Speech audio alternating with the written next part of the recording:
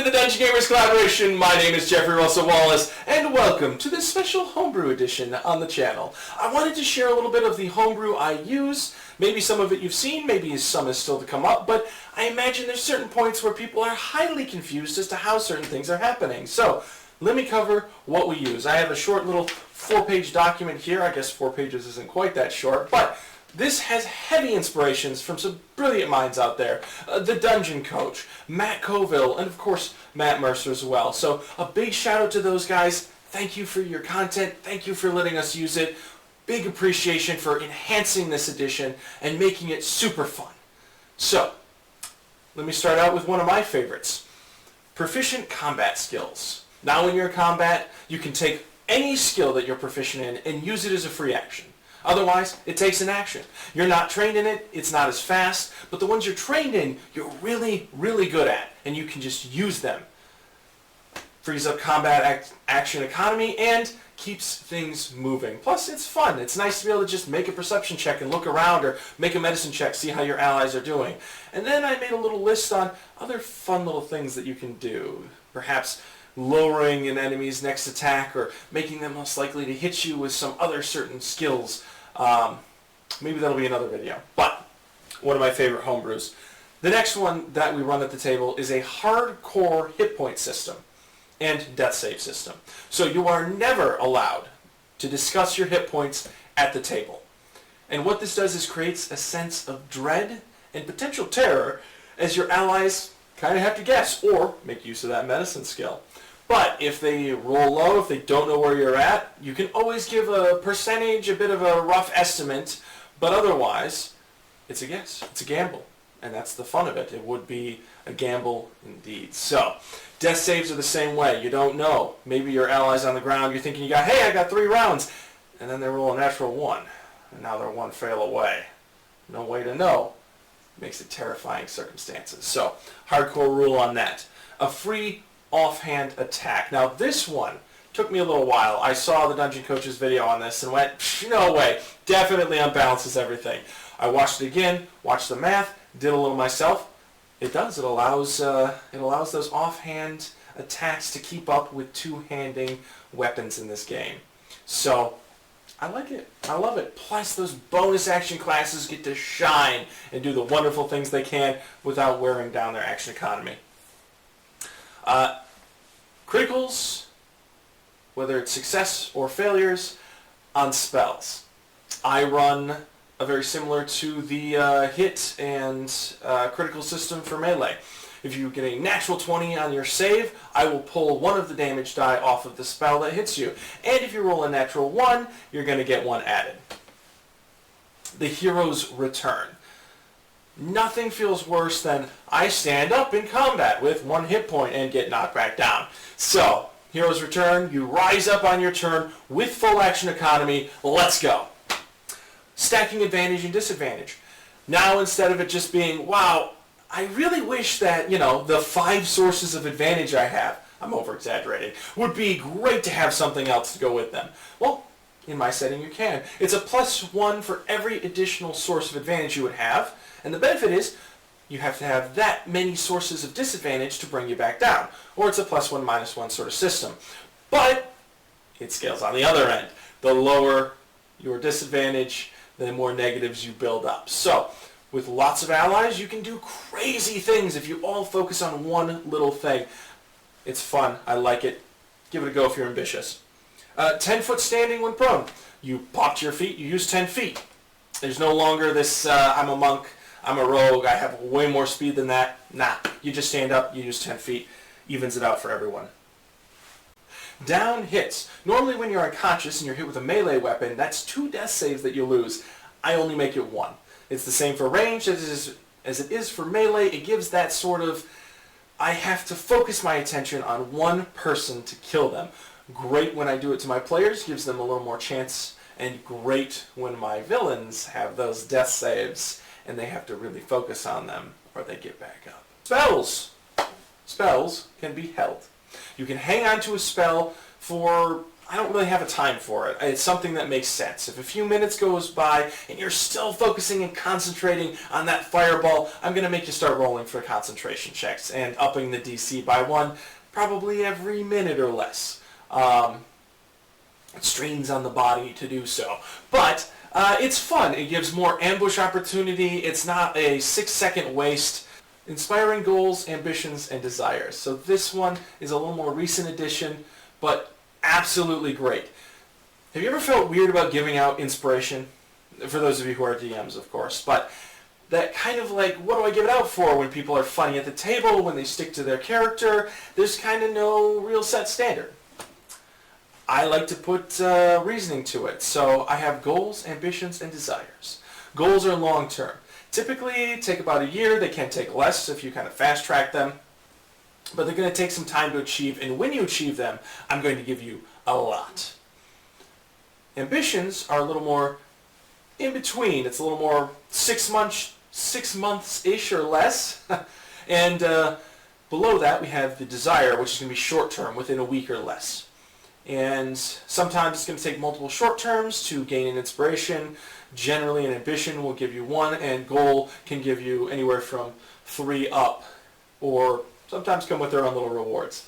But this gives those players, that mindset, instead of just being like, we're a random group of adventurers doing chaotic and crazy things with no ambitions, goals, or desires. Let's go!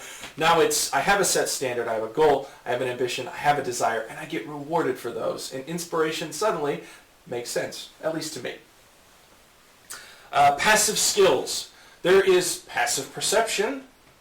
Let's make everything else passive. It just makes it so easy. You don't have to roll for everything, and it's a lot of fun when someone with high insight and high deception are near each other. The insight person knows they're really good at deceiving, or the deception being higher, the deceiver is just good at lying.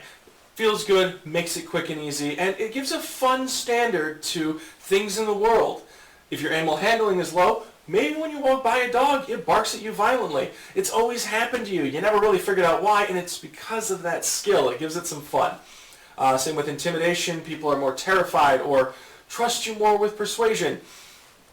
But it simplifies things, makes it easier. I like it. Let's see. Bonus action potions. I'm playing around with this one still. Making sure not to break the game is always a challenge when you homebrew, but I do have vials of healing, which a player can take, not distribute, as a bonus action. It's 1d4 plus 1. It's not much, but it's enough, especially at low game, to give you that little up and keep you from getting completely obliterated by the accidental cobalt raid you put on them, where everything has advantage. I also have a different rest system that I use. My rests are broken up into 4 different resting types. A quick rest, a short rest, which works as usual, a long rest, which removes exhaustion. I'm bringing that up because it will be important in a moment, and a full rest.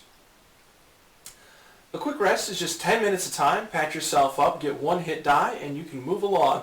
When you don't have an hour, sometimes a couple extra hit points can make a big difference. And any of those little rest things that apply still apply to the quick rest for my setting. Now, as an adventurer travels, they're not going to sleep well, they're going to be in plenty of combats, everything's going to be chaos. And that starts to wear on the body. At least in my setting it does. After 1 week of travel, you will have a level of exhaustion. This level of exhaustion cannot be removed unless you take a full recovery, which is an equal amount of time, sometimes less if you have those proper amenities to help, but usually an equal amount of time, a week, in order to remove that level of exhaustion. Now, the first level, that's not a big deal. You take a long rest, you sleep it off, you continue. But if you gain any other level of exhaustions during that travel, you have 2, and 1 of them keeps up with you. Speaking of which, let's talk about how I've changed exhaustion. It's always been kind of funky to me, and I want it to be a little more detrimental than it is at certain points, and a little less detrimental with certain things. So, first level of exhaustion, across the board you have a -1 to everything. That's your skills, saves, attacks, and spell save DC as well, or any other DC you would have. At second level, it's a -2 to all of those, and you cannot dash anymore. Starting to catch up with you, starting to become harder to move. Level 3, -3 to all of those, speed is halved. -4 to all of those, and you cannot take reactions, well, as you are moving a lot slower than the world around you. Level 5, -5 to all of them, getting harder and harder to do stuff. Well, really hard to do stuff at this rate. And you are vulnerable to all damage. Speed is also reduced to 5 feet. This is meant to be the point where you gotta start getting some sleep, man. It's bad. It's bad. But 6 gets worse. Gets way worse. It's just a -6 to everything there. And you're unconscious. Your body is forcing you to shut down. Unless you have a way to stay conscious, you will pass out and you will start resting. Really, really bad, though, if you go from 5 to 6 and you're in a fight. Now, you're probably wondering, where's death? Well, death is actually 7 in my setting. There are 7 levels of exhaustion, and level 7 is when you truly just outright die. So, there's my rest system, there's my exhaustion system. On to page 2. Speaking of rests, you ever wonder how you recover during one of those? You just kind of sit there and you stare at your wounds like watching paint dry, and they just slowly reabsorb as your natural essence heals you. I hate it. No, I like a little more realism than that in my setting. I know it's a fantasy setting, and you can come up with all sorts of fun reasons, or you can make your players spend money. That's what I do. 1 gold, a healer's kit has 10 uses. It's a lot of healing for 1 gold. And if you have the feat, it has double the benefit. But otherwise, it makes you use something and not just get it for free. And it makes sense. Crunchy criticals. I'm sure most of you are familiar with these, although there's a variety of these. The particular crunchy criticals that I use is that first damage die from the weapon, or excuse me, the weapon's damage die, makes a difference if you're using a maul or a greatsword, would be max. And then you roll your additional damage die on top of that, add your modifiers, there's your crunchy critical. Some people go crazy, I'm sure, with sneak attack from rogues, the additional critical with barbarians. I haven't quite felt all that out yet, so I'm sticking with just the simplicity of weapon damage and the additional die for those crunchy criticals. Feats and feats +1. So at first level, you will gain 1 feat. Now typically, I'm going to try to help shape this around your character. What in their past were they good at? Why do they have this feat? That way it's not quite as power gaming as it can be, but if that's what works, I want you to have fun with your character. And if you're missing out on one of those feats at higher levels, you just can't quite figure out how to get that really great build going, now you have it. And if you're a variant human, you do get to start with 2. Painful shoves, painful throws. So, you've got someone backed against the wall, and you can push them with a feat or as a monk or with a shield, and they bash into the wall, and then they come swing at you. Not in my setting. In my setting, they get bashed into the wall and take 1d4 points of bludgeoning damage because they didn't travel the 5 feet that they were supposed to travel. Say a giant picks you up, throws you straight down in the ground, and you were supposed to go 60 feet. Yeah, you take 1d4 for every 5 feet of movement that you didn't move. It's not a lot of damage, but it gives a reason and some fun, and it also explains some of the painful things that should be happening. You get knocked in the face by a shield, that's going to hurt. Not being able to move is going to hurt. And it makes really fun scenarios. If you've watched our episode of Fell Nightmares, which I recommend, of course, I'm a bit biased towards it, but I do believe that it's some fun content. There's a moment where there's a battle going on, like full-fledged kind of war scenario, and someone casts Thunderwave, and throws several layers of soldiers into themselves and into the lines behind them, dealing additional d4s of damage to each row. And when you have about 10 hit points or so, that builds up quickly, or really weakens the next lines to come up. So a lot of fun with that, and adds a little pain into the mix. I love this one. I love it. I think it's a bit chaotic, but it's a lot of fun. The I know a guy concept. So at any point, my players can look at me, and as long as they verify with me, like, hey, have I been in this town before, or it makes sense I would be because of X. And if I agree, they can look at me at any point, and they can say, I know a guy. Then they can describe who it is. Say it's perfect that they need an alchemist, and he can be like, hey, I know a guy. He's this alchemist, he's X, Y, and Z, and this is how I know him. But you can't tell me if you're friends or not. Well, you can, and maybe you do believe that you were friends at one point. But I, or you, depending on how I feel, is going to roll to see that person's disposition towards you. A ranging scale from a natural 20 where they're your best friends, your old buddies, you're going to get discounts on everything, welcome back to town, I've missed you so much, let's catch up. Or to a natural 1 where that person says, hey buddy, I missed you, so good to see you, let's catch up, yeah, I'll give you a discount on this, sure. And they will be plotting the whole time for your demise. They're going to try to get you in jail, they're going to try to ruin your life, or they're going to try to put you in the dirt. And you get the spectrum in between. So it's a lot of fun, adds a little chaos and randomness, but also makes it nice when the party just really needs something. Maybe you're got an herbalist in the party and they can never find plants. It's really cool to be like, hey, I know a guy. They sell plants, they love to give me discounts. And make a roll. Maybe they love it because they love you, and maybe they're going to put poison in your next little batch there. We'll see. Next up, we have Power Dice and Prestige classes. I'm going to cover both at once because I typically use one or the other, but not both. Sometimes I will, though. It depends on the power level of the party. Smaller groups, I'll use it to bring it up, and thematically, if it fits, I'll put it in. But also, I have a feat for one of them. Power Die can be achieved by a feat, and you can gain it at 8th, 12th, and 16th levels. If you take it beforehand, great, you're set up for those, and if you take it at 8th, that makes the most sense because you're getting something at that level.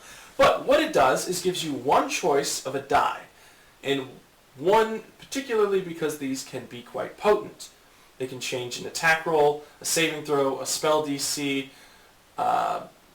or for the Fortitude die, can give you a little bit of health back in the middle of combat, which can be nice. So the 3 types of dice are, I should cover those, are Arcana, or Magic, Stamina, and Fortitude.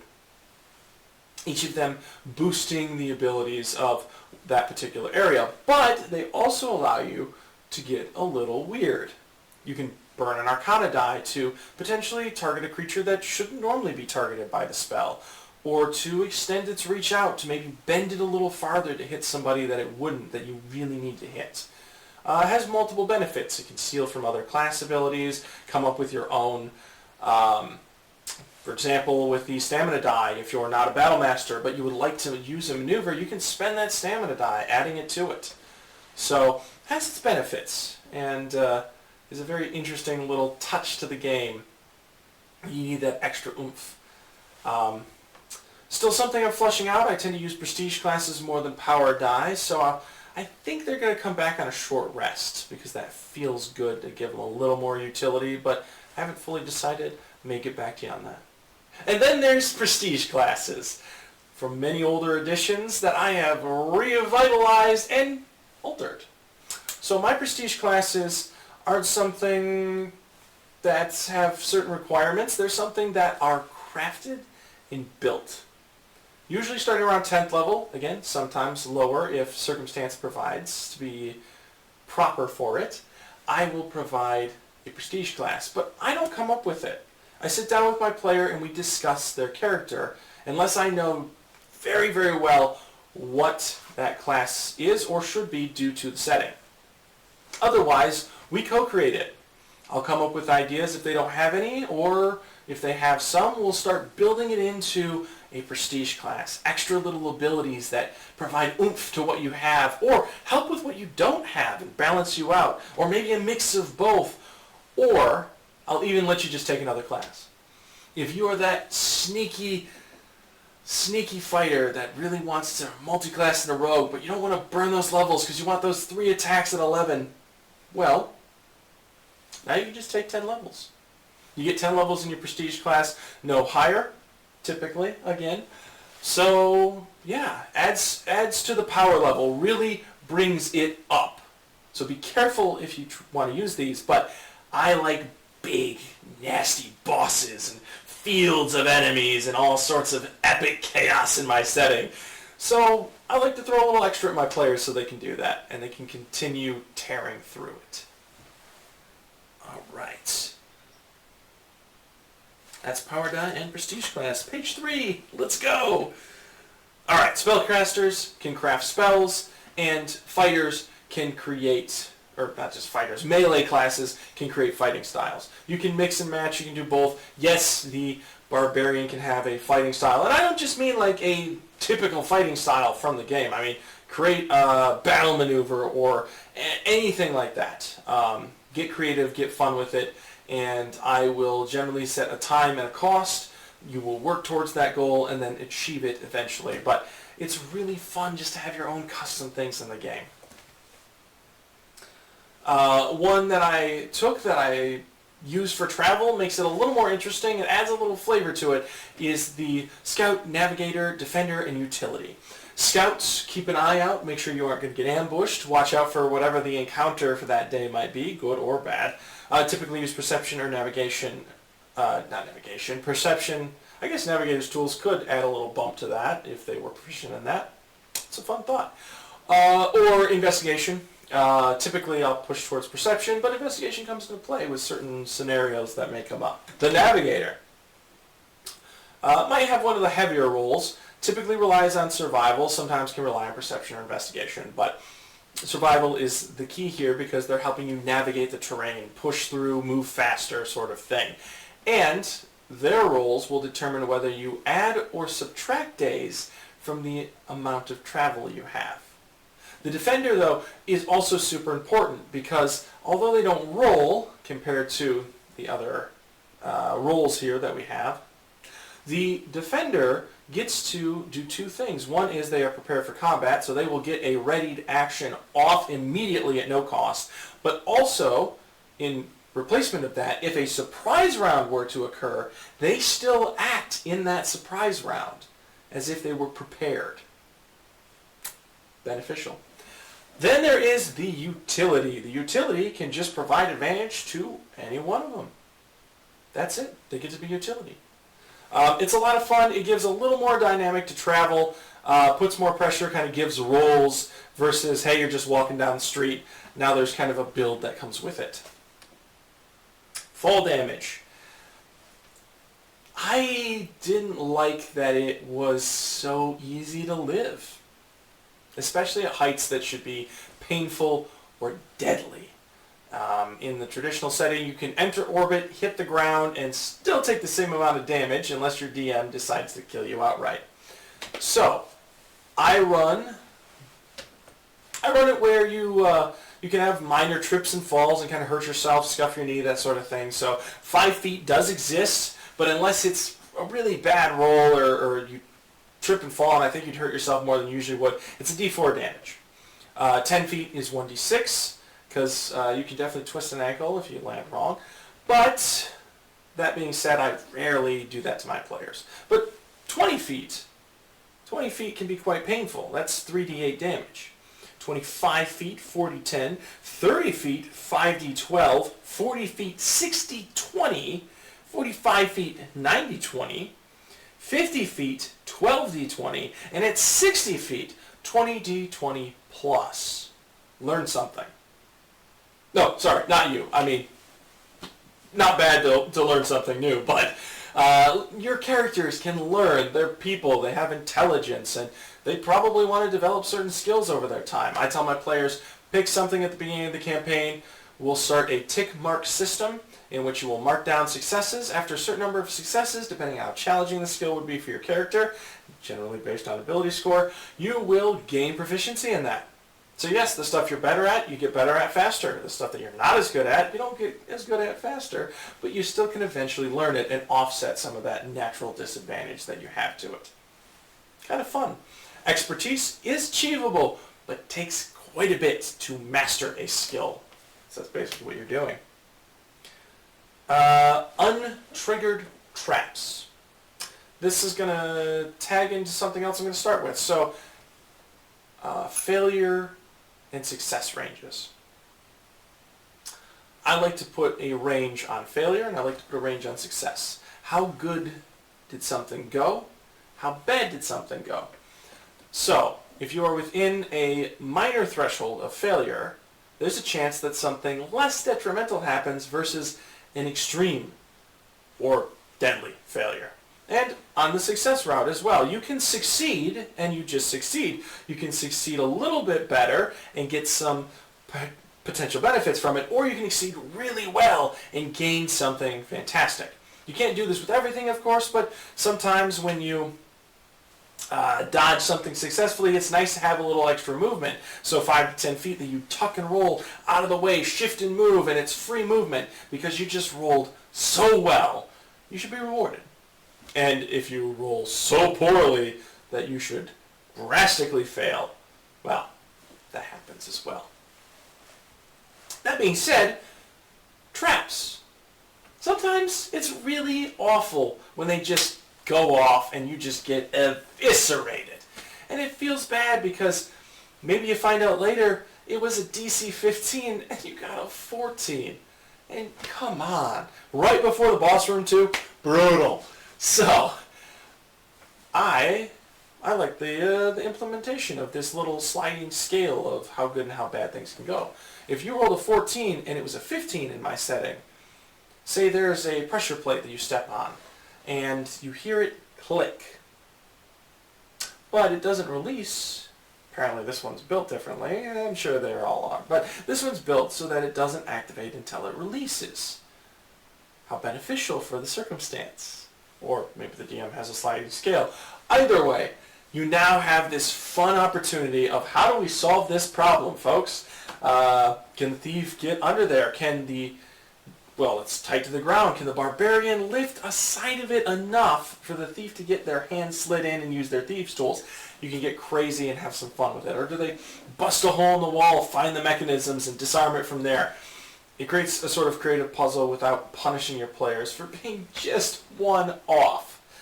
Of course, other things like a dragon's breath. I'm sorry, but this is going to hurt.